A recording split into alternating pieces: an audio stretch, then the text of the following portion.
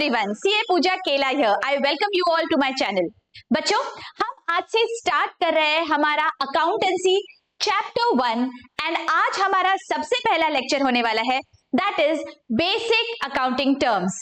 बच्चों, अकाउंटेंसी हमारे लिए एक नया सब्जेक्ट है जो अभी इंट्रोड्यूस हुआ है। तो जब भी हम कोई भी नया सब्जेक्ट पढ़ते हैं पहले हमें उसके बेसिक्स पता होना बहुत जरूरी है। जैसे जब आपने मैथ्स की शुरुआत की तो आपने पहले 1 2 3 4 क्या होता है ये समझा, उसके बाद you moved on with basic addition subtraction etcetera, isn't it? Similarly जब आपने इंग्लिश सीखा तो आपने पहले ABCD समझा and then you move to words and sentences. Similarly with accountancy as well, because this is a language of the business, आपको पहले accountancy के ABCs पता होना जरूरी है। That means आपको बेसिक टर्म्स अकाउंटेंसी में क्या यूज होते हैं, because there are going to be number of terms जो आपने पहली बार सुने होंगे, but as an accountant, as an accountancy student आपको ये टर्म्स बहुत बार यूज करने पड़ेंगे। So that is the reason this chapter is extremely important. मैं बहुत बार देखती हूँ बच्चे ये चैप्टर को ऑप्शन में छोड़ देते हैं and then they directly jump to the next chapter. Please don't do that mistake. ये आपके लिए एक नया टॉपिक है, नया सब्जेक्ट है, तो बहुत जरूरी है दैट आपको इसके बेसिक्स पता हो। अगर आपके बेसिक्स स्ट्रांग होंगे तो आपको आगे चल के बहुत आसान हो जाएगा बच्चों। Otherwise you will be getting stuck on numerous terms and you will not understand कि इसका मतलब क्या होता है। So I don't want my students to go through this, इसीलिए मैं आज आपके लिए लेके आई हूं बेसिक अकाउंटिंग टर्म्स। ये बहुत ही इंपॉर्टेंट चैप्टर है बच्चों एंड मैंने बहुत सिंपल लैंग्वेज में एक्सप्लेन किया है। You are definitely going to enjoy this. So without any further delay let's get started. देखिए बच्चों, let me start with an example. For example हमारे पास एक है लाला जी, ओके? अब लाला जी ने एक टी का स्टॉल खोला है। Very very simple example I am giving you all. Tea stall खोला है तो वो यहाँ पे क्या करते हैं, चाय बनाते हैं और चाय बेचते हैं, ओके? ये क्या कर रहे हैं, he is selling T, alright. और जब वो चाय बेच रहे हैं, जो भी चाय ले रहे हैं कंज्यूमर्स है, उन्हें उसके बदले में पैसा दे रहे हैं। ये नॉर्मल हम देखते हैं, this is a normal tea stall. इसी के बगल में है हमारा राजू। राजू ने भी एक टी स्टॉल खोला है, same thing he is doing, चाय बनाता है और चाय कंज्यूमर्स को देता है, लोगों को देता है। लेकिन देयर इज अ डिफरेंस, यहाँ पे Raju is doing this as charity, वो उसके बदले में पैसा नहीं लेता है लोगों से। तो अब मुझे बताइए बच्चों, अगर मैं आपको पूछूं दैट आप कंपेयर करिए लाला जी और राजू को और मुझे बताइए कि दोनों में से बिजनेसमैन कौन है।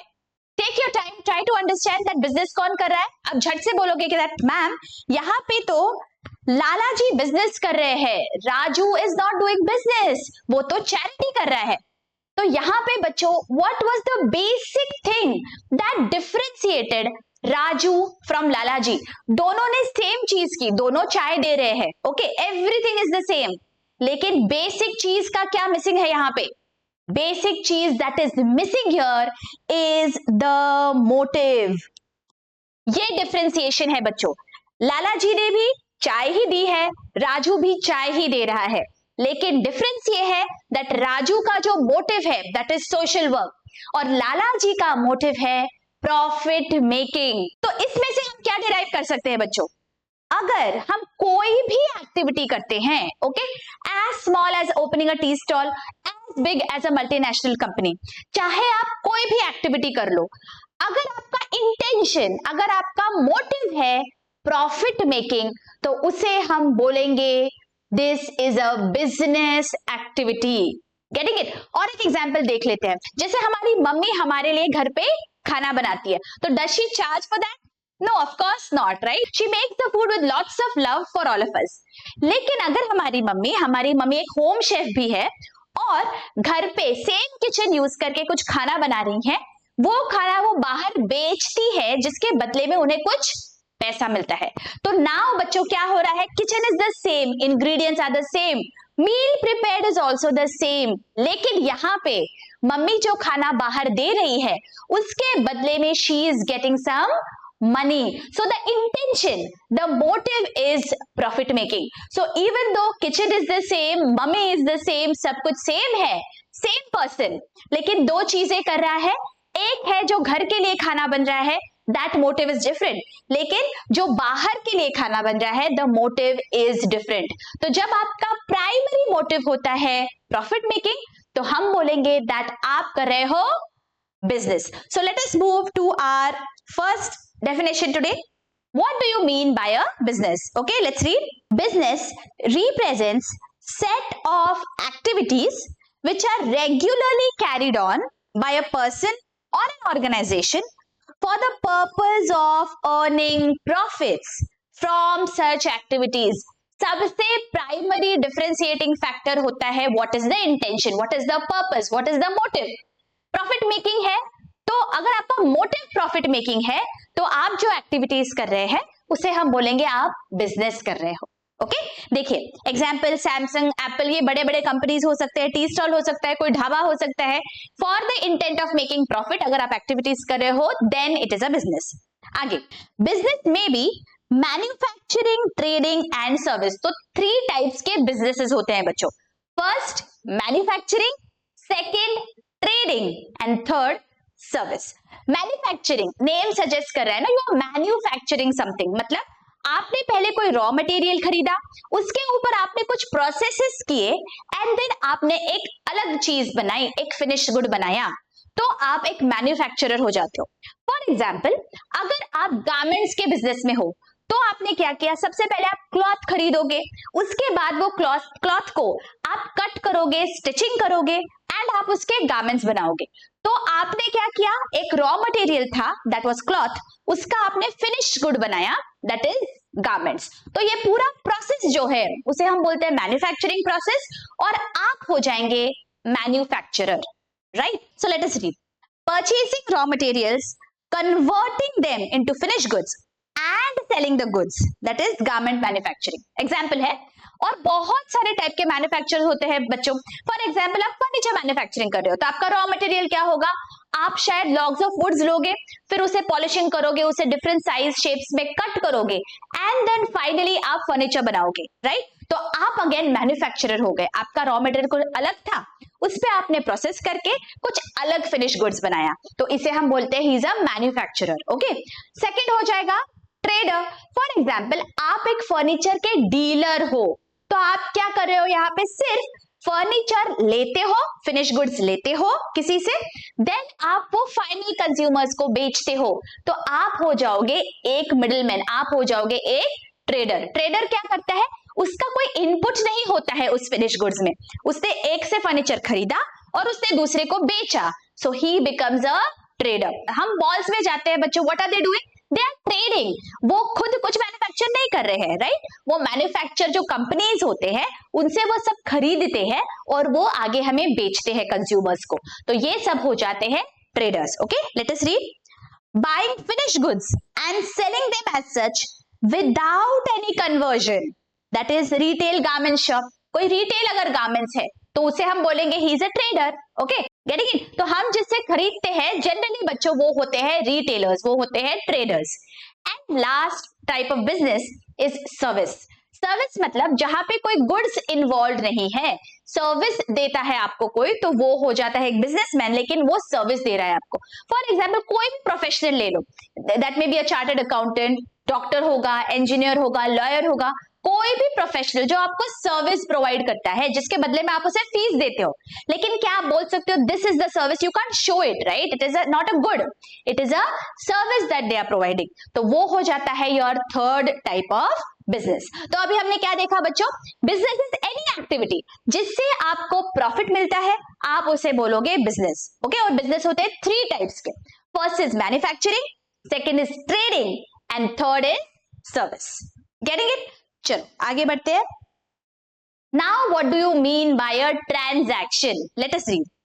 एक्सचेंज ऑफ गुड्स और सर्विसेज और assets between 2 persons for money or money's worth is known as a transaction। अब गुड्स सर्विस एक्सचेंज कर रहे हो या फिर एसेट्स एक्सचेंज कर रहे हो, मतलब मशीनरी होगा, फर्नीचर होगा, कुछ भी आप एक्सचेंज कर रहे हो फॉर मनी और मनीज वर्थ। आप अगर पैसों के लिए एक्सचेंज कर रहे हो तो वो हो जाएगा ट्रांजैक्शन। ओके, आप हर किसी इवेंट को ट्रांजैक्शन नहीं कह सकते। ट्रांजैक्शन के लिए कोई लेन देन होना जरूरी है, लेन देन। Okay, there has to be an exchange. Exchange मतलब किसी से आपने लिया और किसी को आपने कुछ दिया। अगर आपने किसी से गुड्स खरीदे, उसे आपने बदले में पैसे दिए। किसी ने आपसे सर्विस ली, उसने आपको पैसा दिया। So there is some exchange that has happened. कुछ हमारे पास से चीज गई है, कुछ हमें मिली है। So if there is such an exchange that happens, जो पैसों के लिए हो रही है, तो हम उसे बोलते हैं this is a transaction. Okay, देखिए, only monetary transactions are recorded in the books of accounts. books of accounts में हम सिर्फ monetary transactions record कर सकते हैं ना, लेन देन है लेकिन वहां पे पैसों की लेन देन होनी चाहिए। जैसे कि मैंने आपको पिछले एग्जाम्पल में बताया, हमारे लिए घर में खाना बना रही है तो मम्मी हमें खाना देती है, इसके बदले में हमसे वो कुछ मांगती नहीं है। there is no exchange that is happening. there is lots of love and warmth and blessings in that food. there is no money, monetary transactions नहीं है, कुछ भी पैसा लेन देन नहीं हो रहा है। So that is the reason that will not be counted as a transaction. Transaction में क्या होना चाहिए? लेन देन होना चाहिए और पैसों का लेन देन होना चाहिए, तो हम बोलेंगे that this is a transaction. whenever any financial transaction takes place, it results in a change in the value of assets, liabilities or capital. इसका क्या मतलब होता है वो आपको आगे चल के समझेगा बच्चों, जब आप एसेट्स, लाइबिलिटीज, कैपिटल क्या होता है ये समझेंगे। लेकिन अभी आप इतना समझ लीजिए दैट अगर कोई भी ट्रांजैक्शन होता है, फाइनेंशियल ट्रांजैक्शन जिसमें मनी इन्वॉल्व है, तो आपके पास के जो एसेट्स है, लाइबिलिटीज है, इसमें कोई ना कोई बदलाव जरूर आता है। Okay, see now there are two types of transactions, cash and credit. Cash transaction as the name suggest, जिसमें आपने अभी पैसा दिया उसे आप बोलेंगे कैश ट्रांजैक्शन, या आपको अभी पैसा मिला तो वो कैश ट्रांजैक्शन हो गया। Late us read. A business transaction in which cash is paid or received immediately is known as cash transaction. Okay, and second is credit, मतलब a business transaction in which cash is not paid or received immediately at the time of the transaction, but it is paid or received at a later date. मतलब अभी अगर आप किसी दुकान पे गए और दुकान वालों से आपने कुछ खरीदा, फॉर एग्जाम्पल आपका जो लोकल किराना वाला होता है, राइट, किराना शॉप है, आप वहां पे गए, मम्मी ने आपको बोला कुछ लेके आना है, you went to the shop, you bought something, लेकिन आप भूल गए पैसे लेके जाना। आप अंकल को क्या बोलेंगे? दैट अंकल आप लिख लीजिए आपके पास, और आप वो चीज लेके घर पे आ जाएंगे। तो अंकल ने जो लिख लिया, मतलब अंकल ने क्या आपको मुफ्त में दिया? नहीं। what he will do is he will write it besides your name and next time when you go he is going to get that money from you, right? तो उसे हम बोलेंगे ये क्रेडिट ट्रांजैक्शन है, ये आपने उधारी पे खरीदा है या उधारी पे बेचा है, तो the transaction has happened, exchange हुआ है, पैसा अभी नहीं गया, फ्यूचर में जाएगा, किसी लेटर डेट पे जाएगा, तो हम उसे बोलेंगे क्रेडिट ट्रांजैक्शन। तो ट्रांजैक्शन क्या होता है? There has to be an exchange of money और मनीज वर्थ। दो टाइप के ट्रांजैक्शंस होते हैं, एक कैश एंड दूसरा क्रेडिट। कैश ट्रांजैक्शन में तुरंत आपका पैसा जाता है बिजनेस से या आपको पैसा मिलता है, और क्रेडिट ट्रांजैक्शन में अभी सिर्फ एक्सचेंज होगा, फ्यूचर में आपको कैश मिलेगा, तो वो हो जाता है क्रेडिट ट्रांजैक्शन। क्लियर है यहां तक? ऑल राइट, चलो आगे बढ़ते हैं। Accounting year, it is a period of 12 months for which accounts are maintained and closed by the business. In order to find out the financial position and performance of a business, financial statements are prepared at the end of an accounting year. Accounting year in India starts from 1st April to 31st March. अब बच्चों बहुत बार आप आपके parents से सुनते होंगे या फिर जो बिजनेस फैमिलीज में है वहां पे तो आपको सुनने को ही मिलता है दैट अभी हमारा ईयर एंड है। ईयर एंड का क्या मतलब होता है?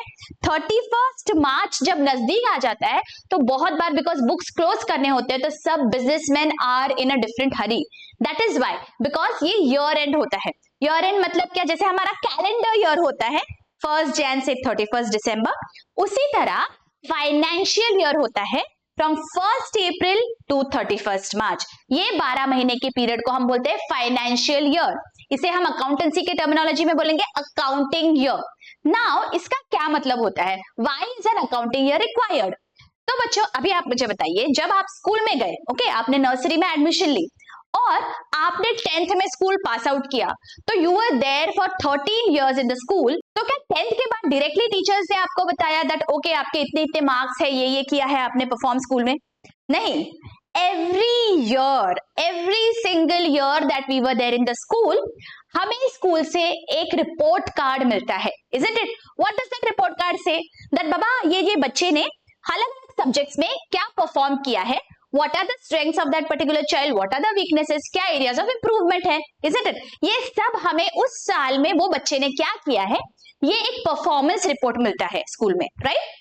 सिमिलरली हमारे बिजनेस ने किसी भी पर्टिकुलर फाइनेंशियल ईयर में कैसा परफॉर्म किया, हमने कितना मुनाफा कमाया, हमारा कितना नुकसान हुआ, हमारे पास क्या प्रॉपर्टीज है, हमारे कितने लेनदार है, कितने लोगों से पैसा हमें आना बाकी है, हमने एग्जैक्टली कितना परफॉर्म किया है, कितना कैश है हमारे पास, कितना बैंक बैलेंस है, ये सब का जो रिकॉर्ड होता है ये बनाना बहुत जरूरी है फॉर अ बिजनेस। नहीं तो पता कैसे चलेगा कि बिजनेस कैसे चल रहा है? हम अगर नुकसान ही करते रहेंगे then what is the use, isn't it? So we have to know what the business is doing exactly.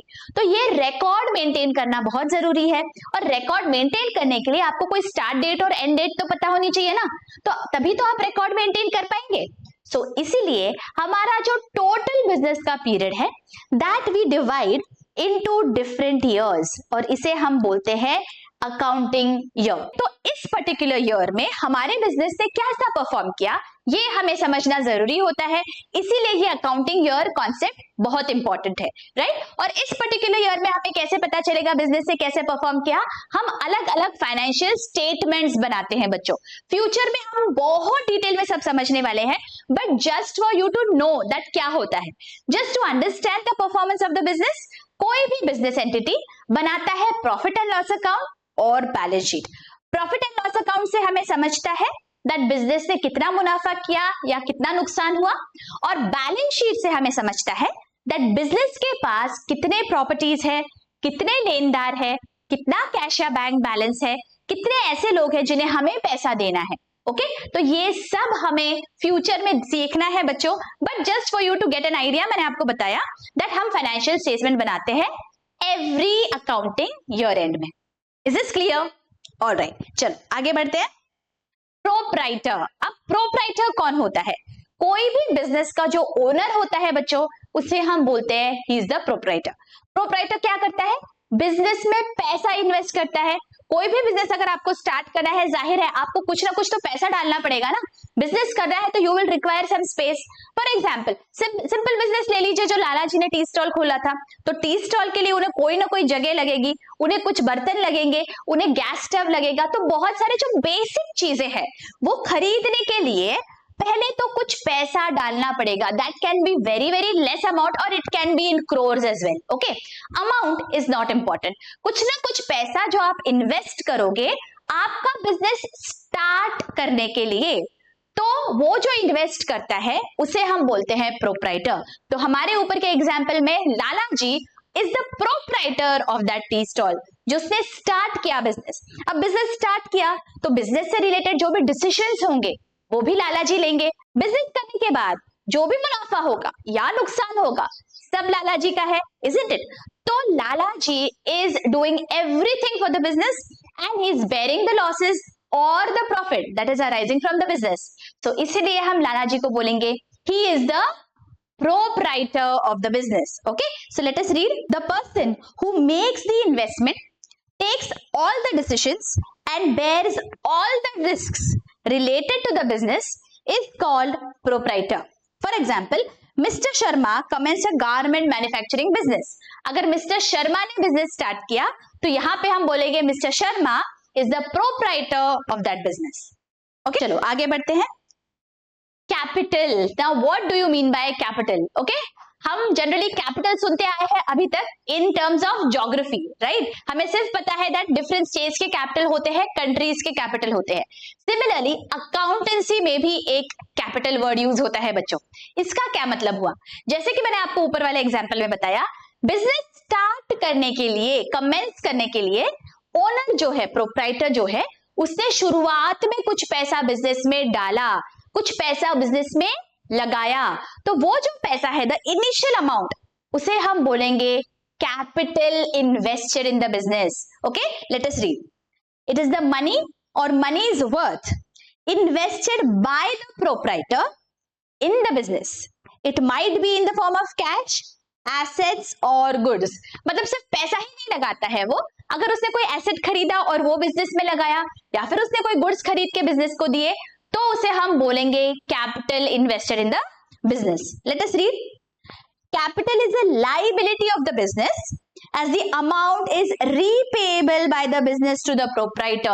Now this is a very important concept बच्चों.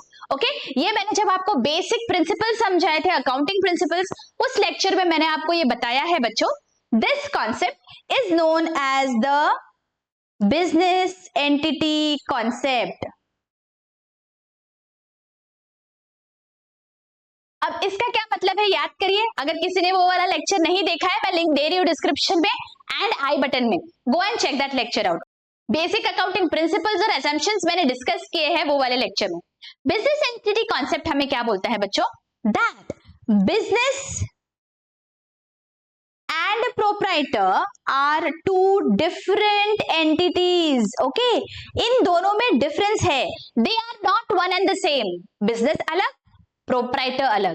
तो बिजनेस में प्रोप्राइटर जो कैपिटल डालता है, उसने वो एक अलग एंटिटी को दिया है. देखो चला वो रहा है. Okay, all the risk and benefits everything is his, लेकिन दो अलग अलग एंटिटीज है, हमें मिक्स नहीं करना है. Very important for us to understand this. Okay, बहुत बार हमें कंफ्यूजन हो जाता है. प्रोप्राइटर के खुद के पर्सनल एक्सपेंसेस भी रहेंगे, राइट? जैसे अगर उसका घर है तो उसका घर का इलेक्ट्रिसिटी बिल रहेगा, अगर उन्हें बच्चे हैं तो बच्चे की स्कूल फीस रहेगी. So there are going to be lots of personal expenses of that proprietor, right? And going to be some expenses of the business as well. अगर हमारा शॉप है तो हमारे शॉप का इलेक्ट्रिसिटी बिल रहेगा, अगर हमारे पास कोई एम्प्लॉइज है तो उनके सैलरीज रहेंगे, राइट? तो जो भी बिजनेस से रिलेटेड एक्सपेंसेस है वो बिजनेस के हैं, और जो भी प्रोप्राइटर से रिलेटेड है that are his personal expenses. Okay, दोनों को हमें मिक्स नहीं करना है. बिजनेस अलग है, प्रोप्राइटर अलग है, दोनों अलग अलग एंटिटीज है. इसीलिए जब बिजनेस को प्रोप्राइटर पैसा देता है, it is an exchange of money between two different persons, दो अलग अलग लीगल एंटिटीज. तो इसीलिए जब पैसा जाता है बिजनेस में प्रोप्राइटर से, तो हम ये अज्यूम करते हैं दैट जब कभी फ्यूचर में वो बिजनेस क्लोज होगा तो बिजनेस वो पैसा लौटा देगा प्रोप्राइटर को, ये वापस जाएगा प्रोप्राइटर के पास एट द वेरी एंड. तो इसीलिए अलग से हमें वो दिखाना पड़ता है बिजनेस में. तो इसे हम बोलते हैं कैपिटल, बिकॉज ये बिजनेस स्टार्ट करने के लिए प्रोप्राइटर ने पैसा लगाया है. ये बिजनेस के लिए एक लायबिलिटी है, मतलब फ्यूचर में जब कभी बिजनेस क्लोज होगा, that time business is going to repay that to the proprietor. So इसीलिए ये जो कैपिटल है ये हम अलग से हमारे बिजनेस में दिखाते हैं as our liability. Okay, let us read again. I am repeating this. Capital is a liability of the business as the amount is repayable by the business to the proprietor. ये बहुत future में repay होगा बच्चों, लेकिन फिर भी that liability is always going to be there. We have to understand that proprietor अलग है और business अलग है, इसीलिए ये अकाउंट बनाना जरूरी है. Otherwise there is going to be lots of confusion और ये पता ही नहीं चलेगा that हमारे बिजनेस ने कितना प्रॉफिट या लॉस किया. So for us to understand that actually हमारे बिजनेस ने कितना प्रॉफिट किया, कितना लॉस किया, ये बिजनेस एंटिटी कॉन्सेप्ट बहुत ही इंपॉर्टेंट है बच्चों. Please go and check that lecture out अगर अभी तक आपने नहीं देखा है. ओके, ये बेसिक प्रिंसिपल्स है, अगर वो आपको क्लियरली समझेंगे तो आपको लॉजिक समझ में आएगा अकाउंटेंसी का. वरना you will keep on getting some और the other doubt and you will not understand that actually ये क्यों कर रहे हैं हम लोग. Okay, so please go and check that lecture out. Alright, so let us read the example. Mister Sharma commenced a garment manufacturing business by investing 1 lakh. तो ये जो 1 लाख रुपीस शर्मा जी ने बिजनेस में डाला है, उसे हम बोलेंगे this is the capital that he has invested in the business. Alright, आगे. Mister Sharma brought a computer worth 1 lakh in the business from his personal account. मतलब शर्मा जी ने क्या किया, पहले एक कंप्यूटर खरीदा और वो कंप्यूटर बिजनेस में लेके आए. उन्होंने 1 लाख रुपया नहीं दिया, कंप्यूटर दे दिया बिजनेस में, दैट कंप्यूटर का अमाउंट जो है वो कैपिटल हो जाएगा बिजनेस के लिए, बिकॉज शर्मा जी ने वो इनिशियली इन्वेस्ट किया है. It is not from the business pocket, ये आ रहा है शर्मा जी के पैसों से. बिजनेस के पैसे अलग है और शर्मा जी के पैसे अलग है. तो जो भी शर्मा जी के पैसों से बिजनेस के लिए चीज खरीदी जाएगी उसे हम बोलेंगे कैपिटल. चाहे वो कैश में होगा, एसेट होगा, कोई भी गुड्स होंगे, तो भी वो कैपिटल ही कहलाएगा. Okay, please get that very very clearly. Alright, ऐसा नहीं है कि वो पैसा नहीं डाला तो वो कैपिटल नहीं होगा. Even if that is an asset, it will be treated as capital. Is this very very clear? इसी बात पे एक लाइक जरूर कर दीजिए बच्चों, एक प्यारा सा कमेंट जरूर कर दीजिए. Your comments truly keep me motivated in getting such lectures for you. Thank you so much. चलो आगे बढ़ते हैं. ड्रॉइंग्स. अब ड्रॉइंग्स क्या है? देखो, ड्रॉइंग्स एग्जैक्टली ऑपोजिट है कैपिटल से. क्या है? देखो, एनी गुड्स और amount withdrawn by the proprietor from the business for his personal use is called drawings. मतलब कैपिटल क्या हुआ? जो प्रोप्राइटर ने इन्वेस्ट किया था बिजनेस में, और ड्रॉइंग्स क्या हो गया? ऑपोजिट हो गया.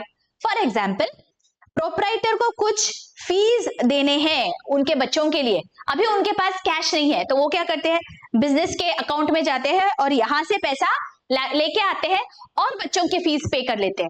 लेकिन बिजनेस में तो पैसा कम हो गया ना, ये बिजनेस का खर्चा थोड़ी ना है कि बच्चों के स्कूल फीस पे करना. So that is the reason, ये जो पर्सनल एक्सपेंस है प्रोप्राइटर का, उसे हम बिजनेस में दिखाते हैं एज ड्रॉइंग्स. हम क्या बोलेंगे? दैट प्रोप्राइटर ने पर्सनल पर्पस के लिए कुछ विड्रॉ किया बिजनेस में, तो उसे हम बोलेंगे this is drawing. Okay, drawings again cash हो, एसेट्स हो, गुड्स हो. अगर पर्सनल यूज के लिए प्रोप्राइटर लेके चला गया तो उसे हम बोलेंगे ड्रॉइंग्स. ओके, एग्जैक्टली ऑपोजिट है कैपिटल से. Drawings reduces the capital. For example, just to give you an idea, अगर शर्मा जी ने 1000 रुपीज बिजनेस में इन्वेस्ट किए थे तो ये हम बोलेंगे दिस इज द कैपिटल. उसके बाद कुछ उन्होंने पर्सनल खर्चा कर दिया 200 रुपए का बिजनेस में से, इसे हम बोलेंगे drawings. Right? At the end अगर मैं आपको पूछूं दैट शर्मा जी को कितना पैसा देना बाकी है बिजनेस का, तो आप क्या बोलोगे? पहले 1000 था, उसमें से 200 विड्रॉ कर लिया, तो अब सिर्फ 800 ही बाकी है शर्मा जी का. Isn't it? तो यहाँ पे क्या हुआ बच्चों? ये जो ड्रॉइंग्स है इसके वजह से शर्मा जी का जो कैपिटल है वो कम हो गया. राइट? रिड्यूस हो गया.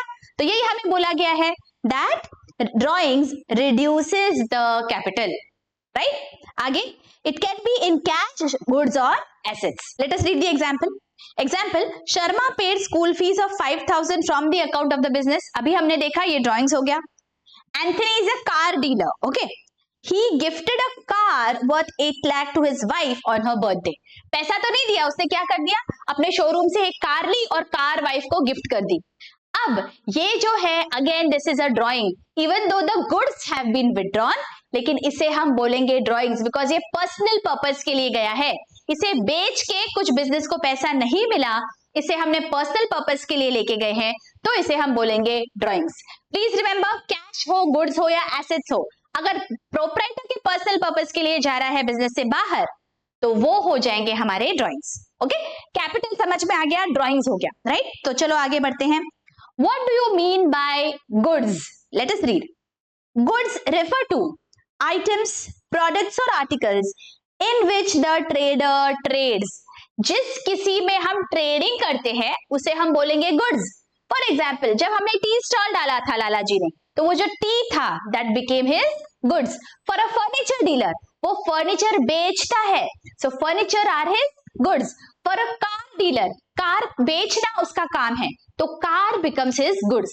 तो आपका जो भी आर्टिकल बेच रहे हो आप, कोई भी आइटम जिसे बेच के आपको मुनाफा कमाना है, वो आइटम आपके लिए बन जाता है आपका गुड्स. एक पर्सन के लिए जो गुड्स है बच्चों, वो दूसरे के लिए भी गुड्स होगा ये जरूरी नहीं है. Please remember, very very important. For example, अगर कोई कार डीलर है, उसके लिए कार खरीदना और बेचना उसका रेगुलर ट्रांजैक्शन है, उसने बिजनेस ही इसीलिए स्टार्ट किया है. राइट? तो उसके लिए कार एक गुड्स हो जाएंगे. लेकिन अगर हम और आप जब कार खरीदते हैं तो हमारे लिए कार बन जाता है हमारा एसेट, वो गुड्स नहीं है। हम कार इसीलिए नहीं खरीद रहे कि हम फ्यूचर में बेचेंगे, हम कार तो इसीलिए खरीदते हैं ताकि हम उसे यूज करना चाहते हैं, राइट। एसेट क्या, ये हम देखने वाले हैं कुछ ही देर में बच्चों, but just try to understand goods क्या होते हैं। गुड्स ये है जिसमें हम डील करते हैं, जिसे बेच के हम कुछ मुनाफा कमाने वाले हैं, उससे हम गुड्स बोलेंगे। And they are going to differ from entity to entity. एक पर्सन के लिए जो गुड्स है वो दूसरे के लिए गुड्स होगा ये जरूरी नहीं है। Alright, late us read. These are purchased or manufactured for the purpose of sale and to earn profit। ये बहुत जरूरी है। अगर आपको समझ में नहीं आ रहा है कि आपके बिजनेस का गुड्स क्या है, तो आपको बस एक सवाल पूछना है, दैट ऐसा क्या आर्टिकल है जिसे बेच के मुझे प्रॉफिट कमाना है, तो that will become my goods. Okay, cars purchase by a car dealer, cars are a goods. Tables chairs manufactured by furniture manufacturer, furniture manufacturer का काम क्या है, फर्नीचर खरीदना और बेचना और मुनाफा कमाना, तो उसके लिए फर्नीचर बन जाता है गुड्स। चलो आगे देखते हैं। Purchases, the total amount of goods purchased by a business for resale और for use in the production of goods और rendering service. It includes both cash and credit purchases. Purchase मतलब क्या, आप जो भी बिजनेस स्टार्ट किया है आपने, उसके लिए जो भी गुड्स या सर्विसेज आप खरीद रहे हो वो बिजनेस चलाने के लिए, उसे आप बोलेंगे परचेजेस। फॉर एग्जाम्पल, आप एक गारमेंट मैन्युफैक्चरर हो, तो आपको लिए वो गारमेंट्स मैन्युफैक्चर करने के लिए आपको क्या क्या चीजों की जरूरत है, आपको बेसिक रॉ मटेरियल लगेगा। फॉर एग्जाम्पल, आपको क्लॉथ लगेगा, तो वो जो क्लॉथ आप खरीदोगे वो आपके लिए बन जाता है purchases. You require that for your functioning of your business, right? So let us read. Mr. Sharma purchased raw materials worth 60,000 from Mr. Roy.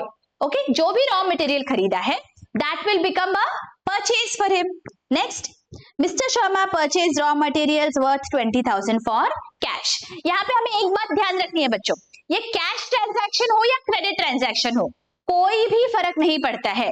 अगर आपने रॉ मटेरियल खरीदा है आपका बिजनेस चलाने के लिए, जिसे आप फिनिश गुड्स में कन्वर्ट करेंगे, तो आप इसे बोलेंगे परचेजेस। या फिर आप एक ट्रेडर हो, फिर भी अगर even if you are not doing any conversion, आपके लिए जो भी आप खरीद रहे हो बेचने के लिए, that will become your purchases. Getting it? मतलब आप अगर रीसेल कर रहे हो, आप ट्रेडर हो, तो भी आपके लिए परचेज हो जाएगा, या फिर आप प्रोडक्शन में यूज करने के लिए, या फिर इवन सर्विसेज रेंडर करने के लिए जो भी आप खरीदते हो, आपके लिए वो परचेजेस है। ओके, नेक्स्ट, परचेज रिटर्न, इसे हम बोलते हैं रिटर्न आउटवर्ड ऑल्सो। ओके, दो वर्ड्स हैं इसके लिए, return outward and purchase return is one and the same. आपने कुछ चीज खरीदी है, लेकिन अगर आपको ऐसे लग रहा है दैट उसकी क्वालिटी मैच नहीं हो रही है, आपको पसंद नहीं आ रहा है, तो आप उसे रिटर्न कर देते हो, उसे हम बोलते हैं परचेज रिटर्न। हम Amazon, फ्लिपकार्ट एक्सेट्रा जो भी वेबसाइट्स है उसमें से कुछ ना कुछ लाते हैं, अब परचेज करते हैं, हमें वो ठीक नहीं लगा तो हम उसे रिटर्न कर देते हैं, राइट। इसी को जब बिजनेसमैन करता है तो उसे हम बोलते हैं purchase return. For some reason, if whatever he has purchased is not meeting his criteria, not meeting his requirements, तो बिजनेसमैन उसे लौटा देता है। तो जब उसे वो लौटा देता है तो हम उसे बोलते हैं purchase return. Let us read. When the goods bought by the business are returned to the supplier, it is called purchase return. For example, Mr. Sharma returned goods of 10,000 to Mr. Roy. देखिए, पहले वाले example में हमने देखा था कि उसने purchase किए कुछ गुड्स और अब उसके पसंद नहीं आए तो उसने कुछ गुड्स उसमें से रिटर्न कर दिए, right. So that will be known as purchase return. जो भी गुड्स हम खरीदते हैं फॉर रीसेल और फॉर प्रोडक्शन पर्पस, उसे हम परचेज बोलते हैं, और अगर हमें कुछ पसंद नहीं आता है तो हम उसे रिटर्न कर देते हैं, तो उसे हम बोलते हैं purchase return. Okay, let us see ahead, आगे क्या है। Sales, amount charged for goods sold or services rendered. It includes both cash as well as credit. जो भी चीज हम बेच रहे हैं उसे बेचने के लिए हमने जो भी पैसा लिया है लोगों से, उसे हम बोलते हैं सेल्स। फॉर एग्जाम्पल, हमने टी स्टॉल खोला, तो जो भी पैसा ले रहे हैं हम एक कप चाय के लिए, दैट इज माय सेल्स। हम गारमेंट मैन्युफैक्चरर है, तो जब एंड में फिनिश प्रोडक्ट जब हम बेचते हैं, उसे बेच के जो हमें पैसा मिलता है, that will be my sales.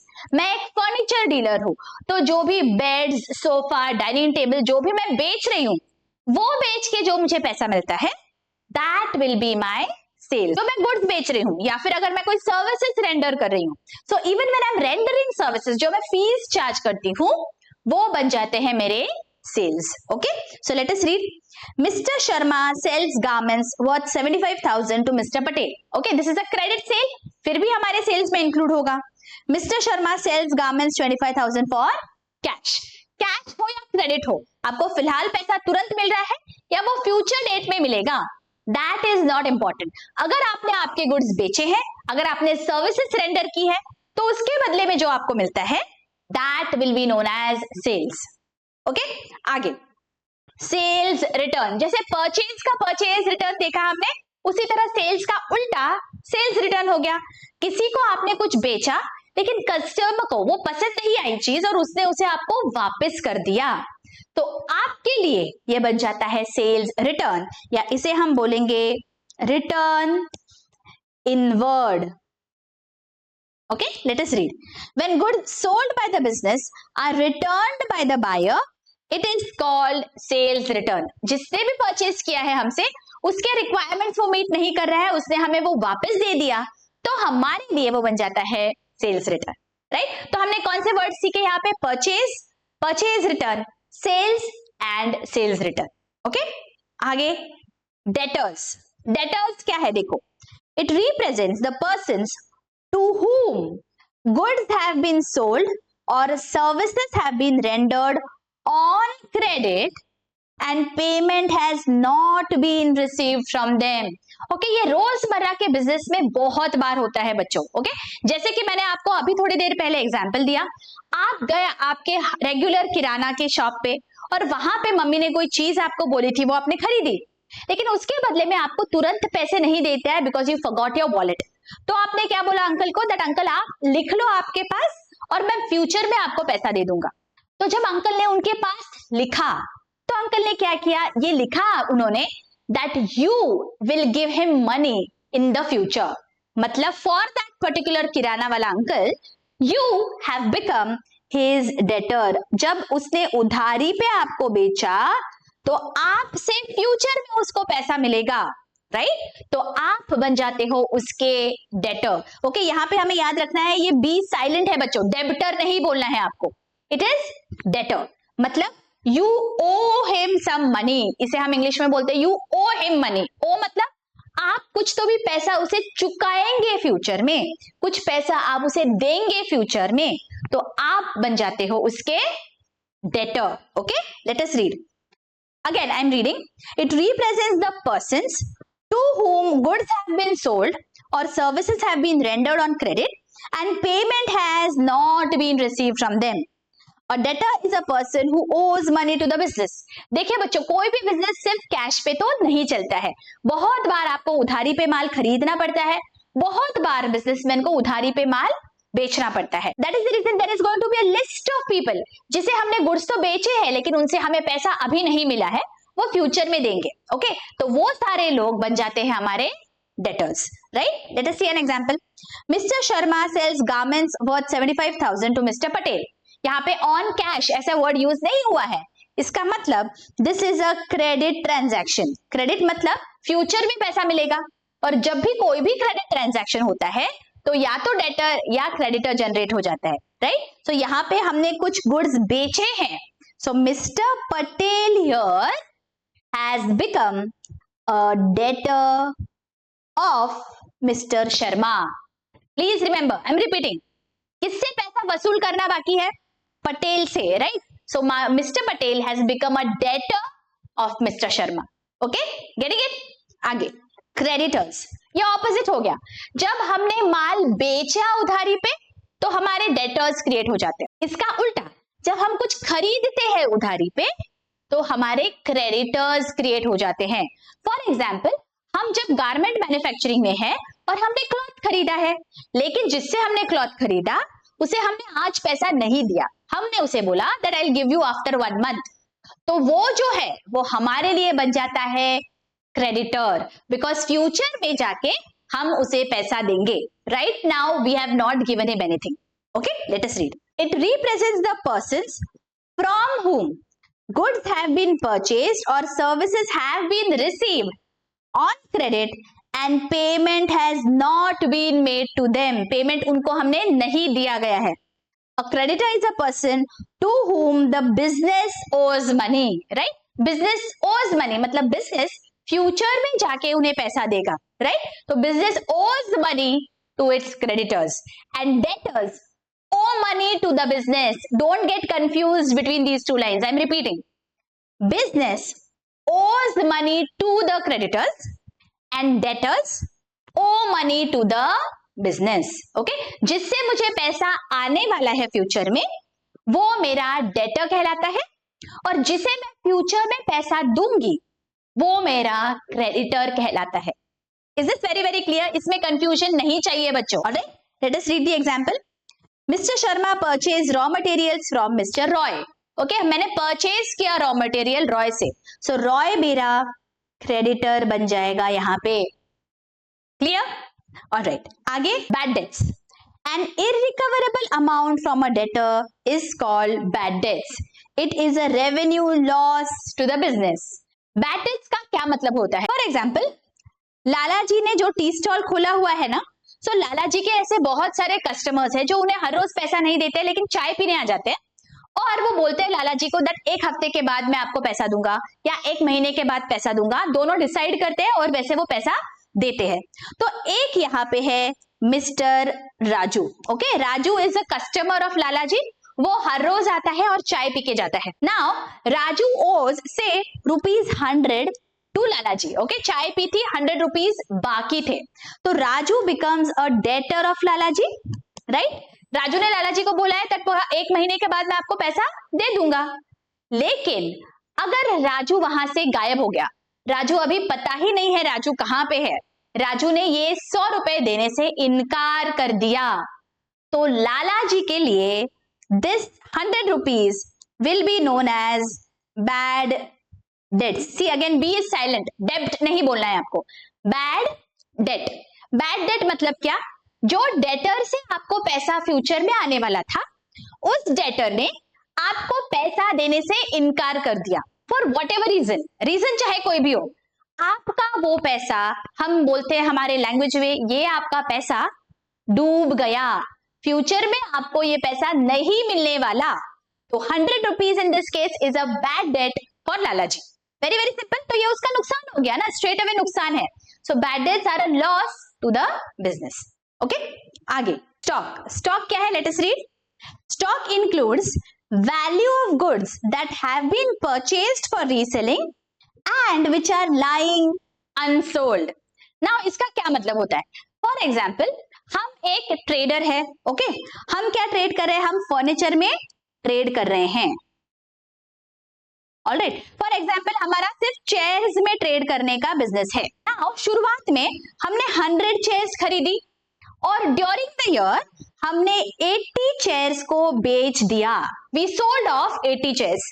लेकिन हमारे पास अभी 20 चेयर्स अभी भी बाकी है, राइट? हमने खरीदी तो 100 थी, वी वांटेड टू सेल 100, लेकिन सिर्फ 80 ही हम सेल कर पाए इस साल. तो 20 अभी भी मेरे पास बाकी है. तो ये जो 20 चेयर्स मेरे पास बाकी है, इसे हम अकाउंटिंग के टर्म में बोलते हैं this is the stock of chairs that I have. Okay, ये जो गुड्स है, ये जो चेयर्स है, मुझे ये बेचने के लिए ही मैंने खरीदा, लेकिन मैं अभी बेच नहीं पाई. That is the reason they are still lying unsold with me. So they will be termed as my stock. Okay? Opening and closing stock. तो दो बातें होती है, एक ओपनिंग स्टॉक होता है और एक क्लोजिंग स्टॉक होता है. इसका क्या मतलब है? Let us see. Closing stock of 1 year becomes opening stock of next year. This is an important statement. अब इसका क्या मतलब है? फॉर एग्जाम्पल, ये जो मेरा साल है, दिस इज 22-23, मतलब 1 अप्रैल 22 से लेके 31 मार्च 23 ये मेरा अकाउंटिंग ईयर है. अकाउंटिंग ईयर क्या है हमने पहले देख लिया. अब इस साल में मैंने 100 चेयर्स खरीदे, 80 चेयर्स मैंने बेचे और 20 चेयर्स मेरे पास अभी भी है. So right now on 31st March 23 जब मैं बुक्स क्लोज कर रही हूं तो मैं बोलूंगी ये मेरा क्लोजिंग स्टॉक है 20 चेयर्स, राइट? लेकिन क्या मैंने बिजनेस बंद कर दिया? नहीं ना, मैं तो बिजनेस कंटिन्यू रख रही हूं। तो जब अगला साल आएगा that means 1/4/23, see this is just for accounting purpose, हमारा बिजनेस तो स्टार्ट है ही ना, हमारा बिजनेस हमने बंद नहीं किया है। तो ये जो 20 चेयर्स है मैं अगले साल तो बेचने की कोशिश करूंगी, राइट? तो ये 20 चेयर्स अगले साल के लिए 1 April 23, सी 31 मार्च को मेरा पिछला साल क्लोज हो गया। अब 1 April 23 को मेरा नया साल स्टार्ट होता है। तो जब नया साल स्टार्ट होता है तो पिछले साल का जो क्लोजिंग था वो इस साल ओपनिंग हो जाएगा, राइट? तो उसे मैं बोलूंगी ओपनिंग स्टॉक 20 चेयर्स। ओके, पिछले साल का जो क्लोजिंग है वो इस साल का मेरा ओपनिंग रहेगा। This is very very logical. देखिए, हम जब बैंक में जाते हैं, बैंक में हम कुछ पैसा डिपॉजिट करते हैं, राइट? सो जब 31 मार्च आता है, हमारा जो भी बैंक बैलेंस दिख रहा है बैंक में 31 मार्च को, वही बैलेंस हमारा 1 अप्रैल को सुबह दिखेगा। 31 मार्च में डे एंड में जो बैलेंस है वो, राइट? जो डे एंड का मैं बैलेंस बोल रही हूँ, ओके, डे एंड का जो बैलेंस है 31 मार्च का, वही आपका 1 अप्रैल का शुरुआत का बैलेंस होगा। Very logical, is it? Similarly for the business, जो क्लोजिंग स्टॉक था पहले साल का 31 मार्च के लिए, वही हो जाएगा opening stock in the new year on the first day. Is this very very clear? Okay, चलो let us read the example. Furniture lying unsold in the premises of a furniture dealer as on 31st March 1 lakh. तो ये जो 1 लाख है ये हो जाएगा उसका closing stock और अगले साल के लिए 1 लाख बन जाएगा opening stock. Is this very very clear? I hope अभी तक हमने जो जो अकाउंटिंग टर्म्स देखे बच्चों आपको बहुत अच्छी से समझ गए हैं। अगर बहुत अच्छी से समझ गए हैं, don't forget to hit that like button और मुझे कमेंट करके जरूर बताइए बच्चों। Your comments keep me motivated in bringing such lectures for you. And also सिर्फ अकेले मत लेक्चर्स देखिए, आपके फ्रेंड्स और कलीग्स में भी शेयर कर दीजिए। मिलती हूँ आपको नेक्स्ट लेक्चर में जहां पे हम अगले टर्म्स डिस्कस करेंगे। Till then take care, bye bye.